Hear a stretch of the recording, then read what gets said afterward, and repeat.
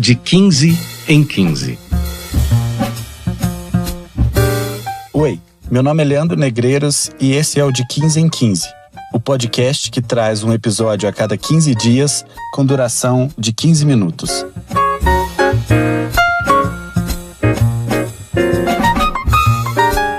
Temporada 3, episódio 5, Isabel, a mulher que corre livre nas águas da cachoeira.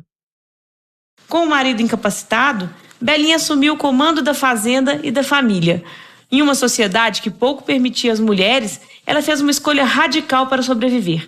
Passou a vestir-se como homem e andar armada. Não por afronta, mas por necessidade. Nessa temporada do De 15 em 15, que eu vou chamar de Áudios Relatos, eu vou trazer histórias reais que chegaram até a mim porque as pessoas ou se sentiram abertas de me contarem alguma questão de sua vida, ou eu as convidei para que dividissem comigo parte de suas existências. Nesse quinto e último episódio dessa temporada, apresento a história de Isabel, uma mulher forte e corajosa que, vítima de uma sociedade machista, precisou se vestir de homem para ser respeitada. A Isabel é bisavó da Bel, grande amiga do meu irmão e, por isso, minha amiga também. A família de matriarcas é marcada por muitas Isabéis, e a voz de uma delas que deixará registrado no De 15 em 15 a história de Isabel Figueiredo Leite.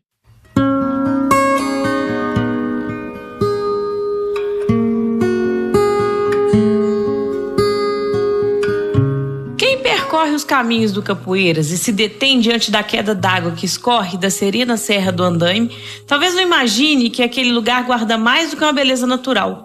A Cachoeira da Zabelinha, ou da Belinha, como chamam, é também território de memória.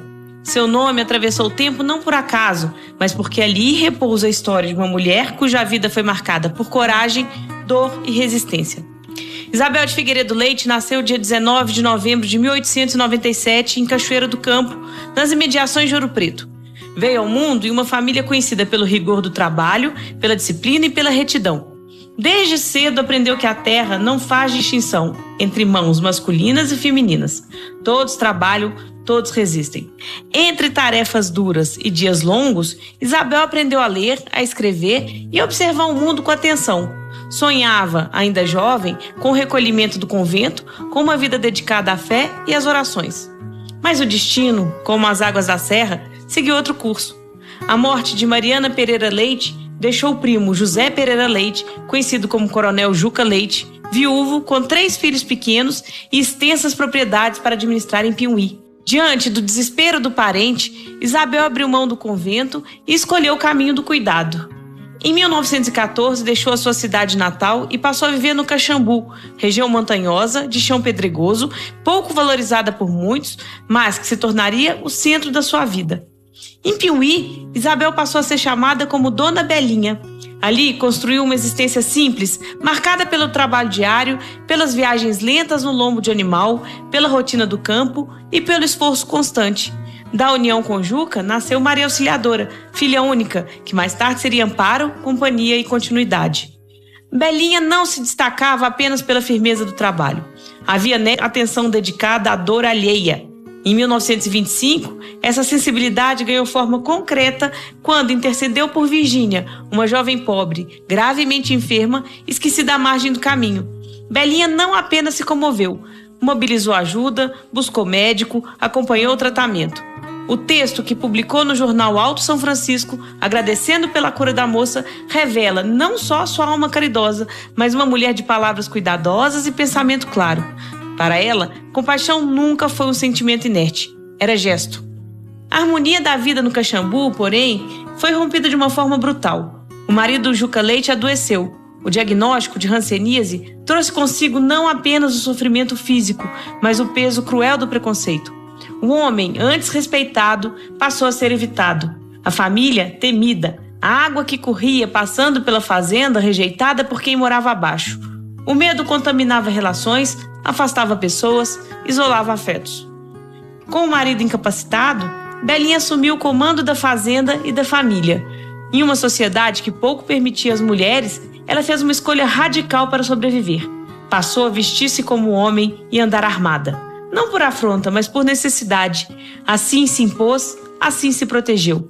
Muitos peões sequer sabiam que aquela figura firme, de voz curta e postura decidida, era uma mulher. Belinha tornou-se o homem da casa, porque o mundo não lhe oferecia outra forma de existir com segurança. Cuidou do marido até o fim. Em 21 de maio de 1933, Juca Leite morreu no isolamento da fazenda Caxambu, longe da vida social que um dia conhecera. Belinha permaneceu, forte, silenciosa, de pé. Anos depois, o destino lhe impôs a mesma travessia. Belinha também manifestou a hanseníase. Para escapar da internação compulsória, foi mantida em isolamento pela filha, assistindo às missas sempre que podia, sustentando a fé em meio à dor, ao silêncio e às limitações do corpo.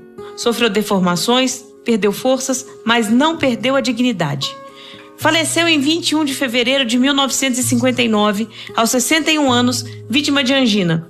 Sua morte passou quase desapercebida nos jornais. Não houve homenagens oficiais, nem grandes despedidas públicas. Ainda assim, seu nome permaneceu. Permaneceu na cachoeira. A água que despenca da serra forma poços rasos e corre entre as pedras e segue seu caminho. Guarda até hoje a memória de Isabel Figueiredo Leite. A Cachoeira da Zabelinha não é apenas um lugar bonito, é um testemunho. Um nome gravado na paisagem para lembrar que uma mulher que enfrentou o preconceito, o isolamento e a dor sem jamais abrir mão da própria identidade. Seu legado não é feito de títulos ou monumentos, mas de resistência, autonomia e coragem. Ao contar a sua história, a memória de Dona Belinha volta a correr como a água da serra, lembrando que há vidas que, mesmo marcadas pelo sofrimento, seguem ensinando muito depois que silenciaram.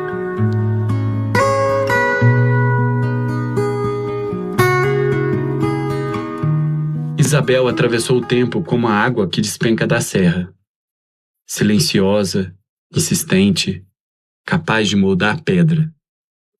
Em um mundo erguido sobre o machismo, precisou vestir-se de homem para que sua voz fosse ouvida, para que sua presença fosse respeitada, para que sua existência não fosse ameaçada. Abriu mão do sonho do convento, carregou dores que não eram só suas, transformou compaixão em gesto e gesto em resistência. Amou, perdeu, enfrentou o preconceito e não recuou. Quando tentaram apagá-la, ela permaneceu, e hoje seu nome corre livre na cachoeira que guarda sua memória. Lembrando que há mulheres que, para sobreviver, tornam-se mais fortes que o próprio mundo. Nesse episódio, o roteiro é meu, Leandro Negreiros, elaborado a partir de 3 reportagens de autoria de Luiz Augusto Júnior Melo, publicadas no periódico Alto São Francisco em 2020. A leitura do texto adaptado é de Isabel Leite, bisneta da Zabelinha. O conteúdo é do canal de podcast Palavra Narrada. A produção foi realizada pela Fábrica de Podcast.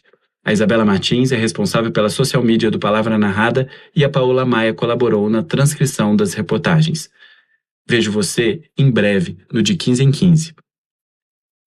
Acompanhe os perfis do Palavra Narrada no Instagram, no YouTube, no Spotify e também no TikTok. Curta, comente e compartilhe os conteúdos. Assim essa e muitas outras histórias podem chegar a muito mais gente. Obrigado.